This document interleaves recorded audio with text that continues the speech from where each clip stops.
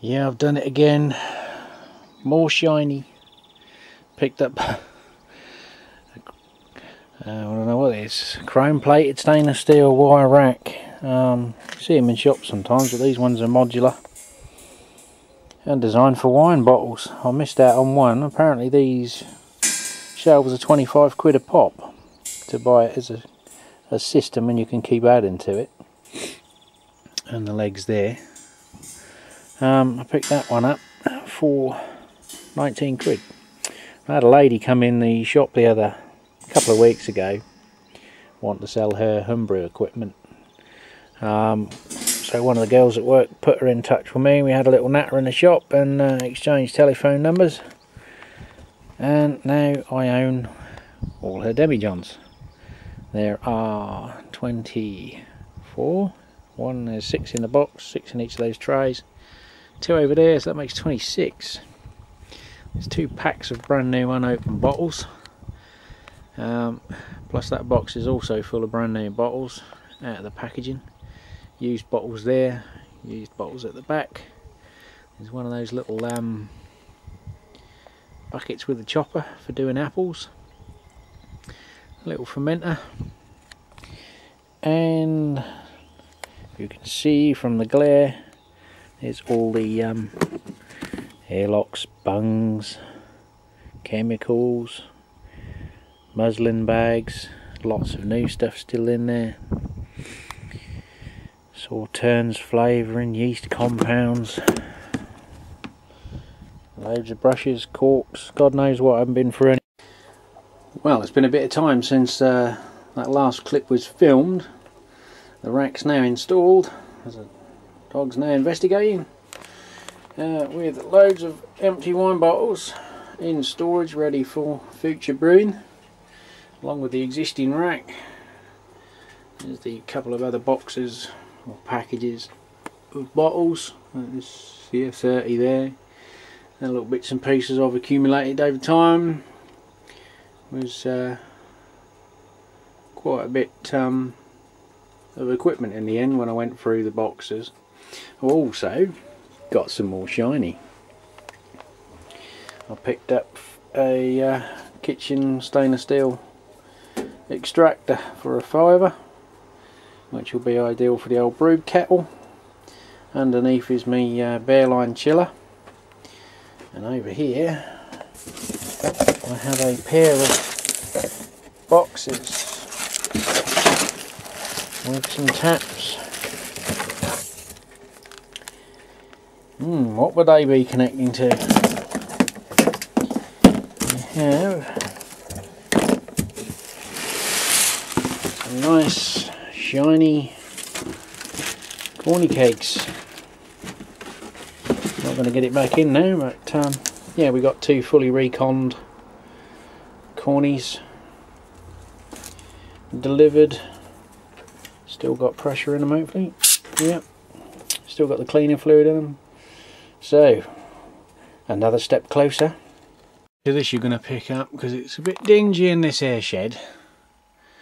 But we've got quite a few demijohns in here, as you can see. And there's all my empty bottle storage there. And my little keg I still haven't done anything with. So not a lot been happening at the minute. A few more acquisitions. I'll go and show you those now. So back in the brew shed now. A bit dusty and cobwebby and bits of mould. Needs a good old strip out and good clean. But we're here with one of these little utility keys, because I did pick up, for those of you who have seen my Facebook already, a wee little box for a future electric brewery build. I've been on my eye for a second hand one. It's a sort of second hand, it's obviously a few bits missing out of it, but no back plate and no top. The guy emailed me, he couldn't find it, but it's identical to the base plate, so I can make something up. It was only a tenner versus paying 50-60 quid for a brand spanking new one, so I think we can live with a little bit of modification. It's good size. It's 500mm, 400, 200 deep, so it's more than big enough to accommodate all the necessary switches, relays and PIDs that'll be housed on here and in there. It's not an interchangeable door, it's only hinged this side, so I can't swap it round. Not quite sure where it's going yet anyway, but yeah, that'll be another little thing we have updates on. I'm just sort of buying the bits and pieces for it as we're going along, and then sort of when time allows I'll start building proper, but I can quite easily, when I have the time, get some of this made.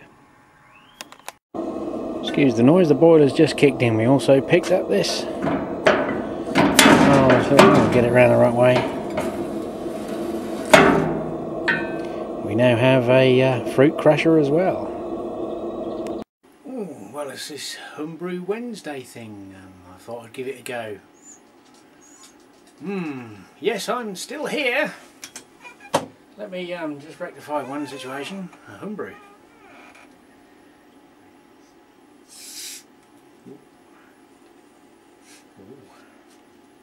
Still smells hoppy. A little bit of froth coming up there. I don't want to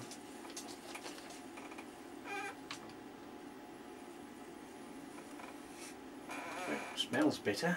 This is a mix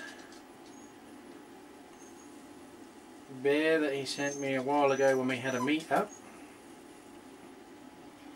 So I thought I'd carefully pour. It's a little bit warm really. I haven't really planned much. Cut it off there before we get the sediment all in the glass. Little tan head there, dark beer. I'm not sure whether this was a stout or... Doesn't smell, well, it smells a little bit roasty coffee. It's got pale malt, 5 kilos, crystal malt, 4 kilos, I don't know. Chinook, I think there's 60 grams, Hercules 60 grams. Hercules is quite a bit of hop, so you have to excuse if you can hear dogs scratching, whimpering and whining in the background. I have 3 horny male dogs and 1 bitch that's in heat. Oh, wow, that's chocolatey. Very rich, very thick mouthfeel.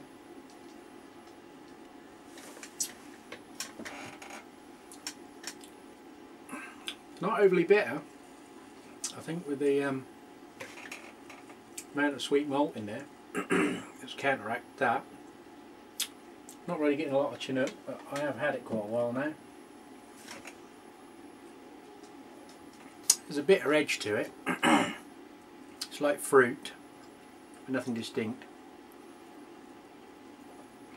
And then there's dog ear in my mouth. Won't want to mix. A sort of chocolatey, slightly roasty note, more like a porter. It looks alright, mate. Don't know how strong it is, but it feels about. Got good mouthfeel. I would say about 6%-ish. But I thought, well, I'll try this one when I'm cracking back into the Homebrew Wednesday after a bit of a break from filming. As you can see, I haven't had a break from bargain hunting. That was a few updates, basically over since the last one I put up. I picked up the wine rack and then some homebrew goodies from a lady that came in the shop, as I said earlier. She used to brew with her husband. Unfortunately her husband had had a terminal illness some time ago. She obviously had no more sort of interest or pleasure in doing the hobby on her own, so she'd come into the shop with the idea of hoping that we could put a sign up or something, and one of the girls happened to mention that I was a keen brewer, so I got chatting to her, and basically went over and saw her, and she just wanted a charitable donation to give to the local charity that helped her out with some loan of equipment to look after her husband. So I gave a donation in the sealed envelope that she gave me, and the deal was done. So I gained a few more demijohns, and a few other bits and pieces. Unfortunately not dog muzzle. Maybe a muzzle of a gun on the dog would be more appropriate. They're getting nearly as stressed as I am. But yeah, so we picked a few goodies up, as you saw, with the fruit crusher as well, and obviously the large grey box, electrical box, for a future build of electric control panel for an electric brewery. As you know, I've got Kegs. I'm still, well, I'm not looking, but there is the issue with the flanges and elements to weld into Kegs, but that hasn't deterred me from carrying on with acquisitions for the control panel. So I've managed to get hold of me two 40 amp SSRs. There's a little bit of dilemma with those. I ordered two in one go, and good old eBay Ching Chong, he sent me one which was right, and they sent me this, which is a 3-phase diode matrix to convert AC to DC. Anyone needs a 3-phase diode matrix, let me know. I happen to have one. Anyway, I contacted him and he refunded me, so I went on the net and ordered another one and got another one. And I've also got my first PID, which the cheapest place for the particular ones that I've sourced was Amazon, and it's a Cestos D15, I think it was a D15S, I can't remember. But